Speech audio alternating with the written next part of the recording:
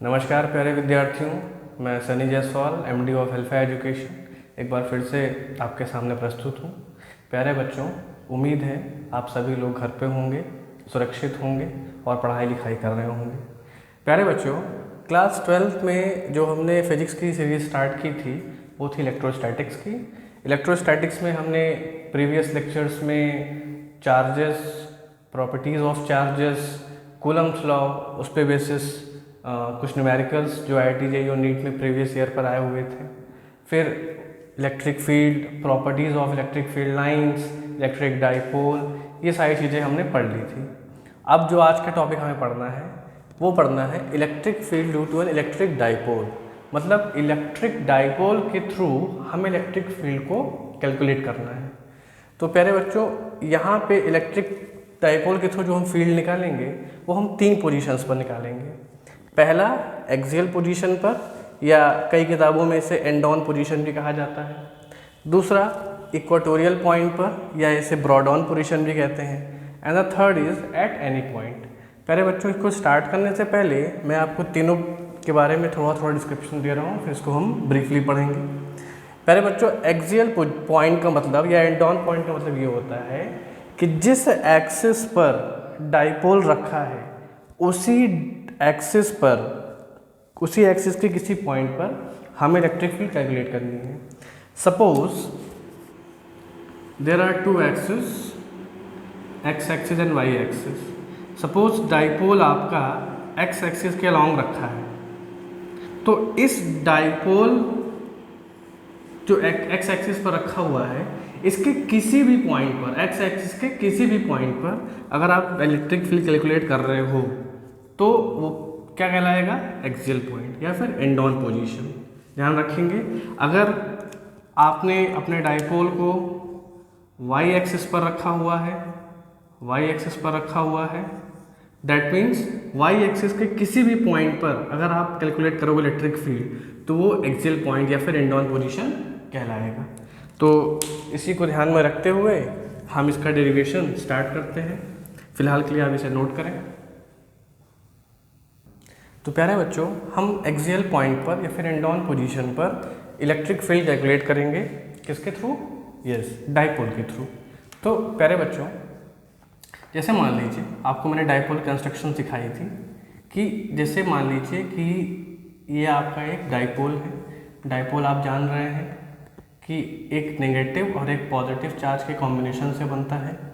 Late us take this distance is 12 and the centre is O।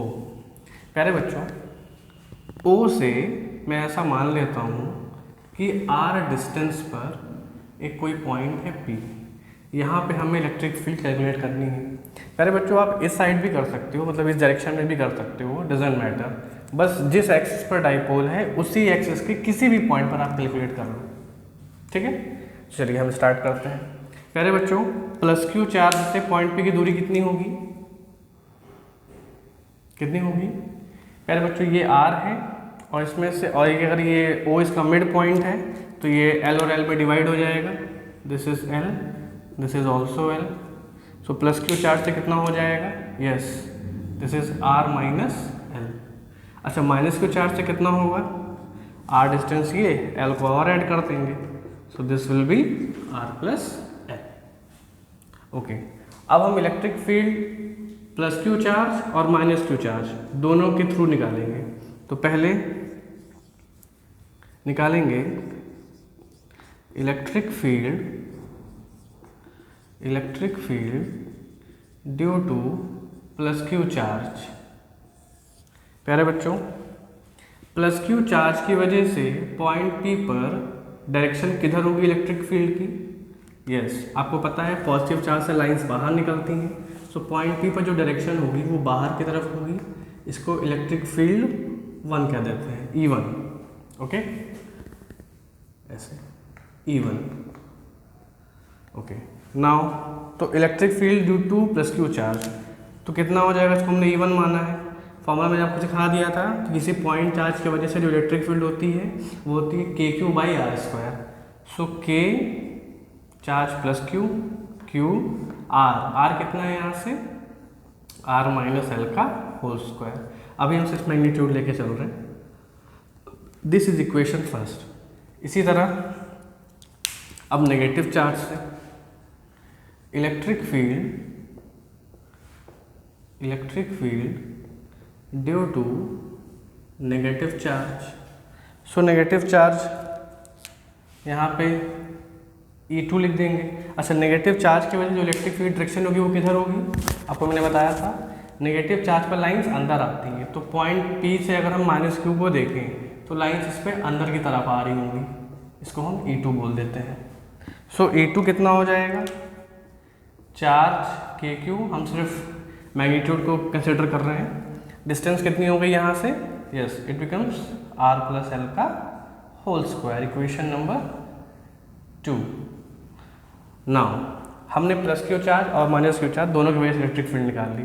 अब आप ध्यान से देखिए तो प्लस पॉइंट P पर इलेक्ट्रिक फील्ड की दो डायरेक्शन है, E1 और E2, दोनों डिफरेंट है।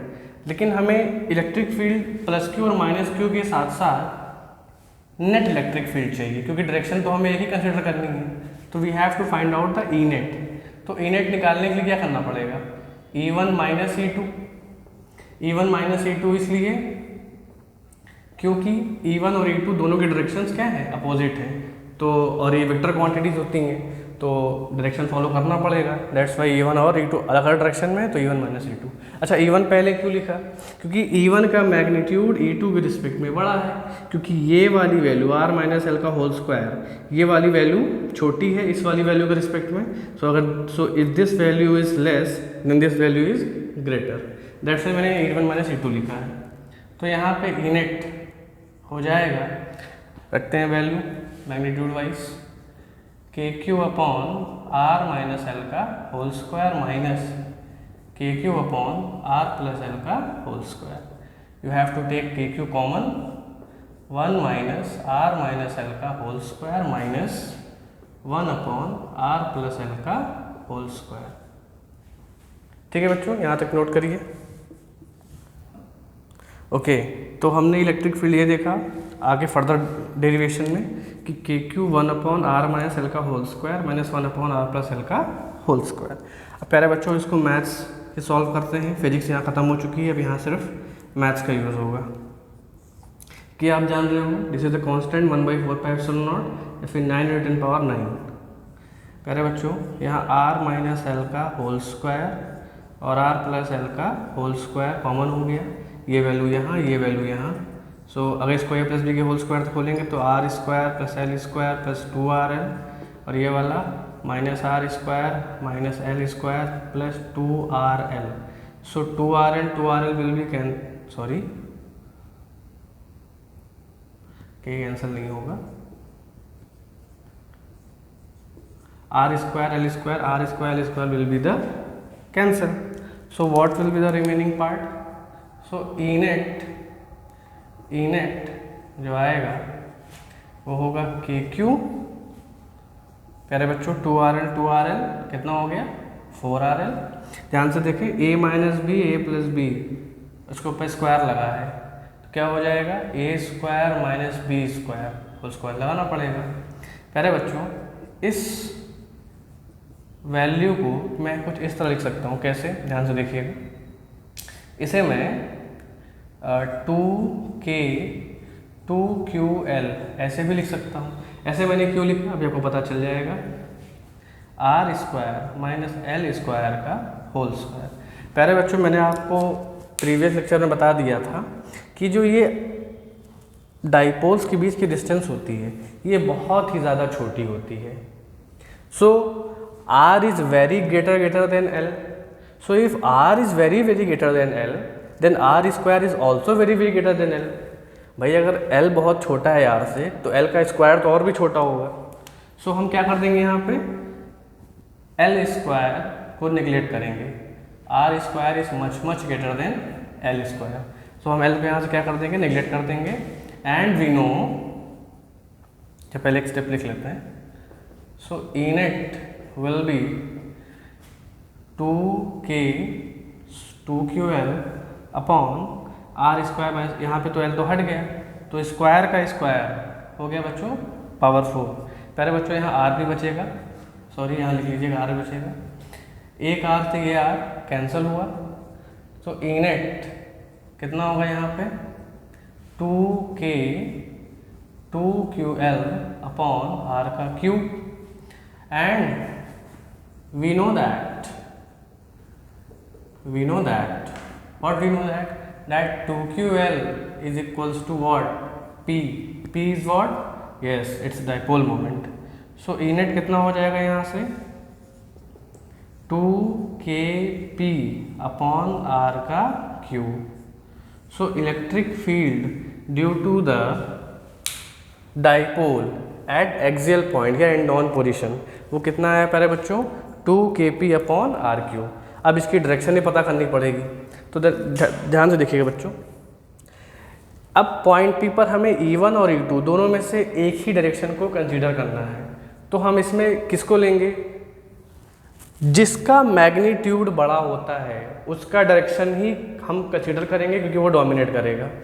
E1 is greater than E2, तो जो डायरेक्शन E1 की होगी वही डायरेक्शन नेट इलेक्ट्रिक फील्ड की होगी। सो जो E1 है वो अवे फ्रॉम द डाइपोल है या टूवर्ड्स द डाइपोल है, यस आपको दिख रहा होगा ये अवे फ्रॉम द डाइपोल है। So the direction of net electric field is along E1 इसका मतलब away from the electric dipole, electric dipole से क्या होगी मेरे बच्चों अवे होगी। तो इसको अगर मुझे फॉर्म में लिखना हुआ डायरेक्शन के वेक्टर फॉर्म में, सो आप इसको ऐसे भी लिख सकते हो, ऐसे कि 2KP upon RQ P cap मतलब जिधर इसका हेड होगा, हेड आपको पता है नेगेटिव से पॉजिटिव की तरफ होगा, तो इस वाले वहाँ मैंने PQ लिख दिया। So this is the electric field due to the dipole at axial position. तो प्यारे बच्चों इसकी प्रैक्टिस कर लीजिएगा, क्योंकि हर बोर्ड में हर दूसरे तीसरे साल पे इसे पूछा जाता है और इसके न्यूमेरिकल्स बहुत ही ज़्यादा इंपॉर्टेंट हैं। वो न्यूमेरिकल मैं आपको अगले लेक्चर में बताऊंगा। फ़िलहाल के लिए इस वीडियो को आई थिंक आपको समझ में आया होगा। तो अगर ये वीडियो आपको अच्छी लगी हो तो प्लीज़ इस वीडियो को लाइक करें, सब्सक्राइब करें और शेयर करें।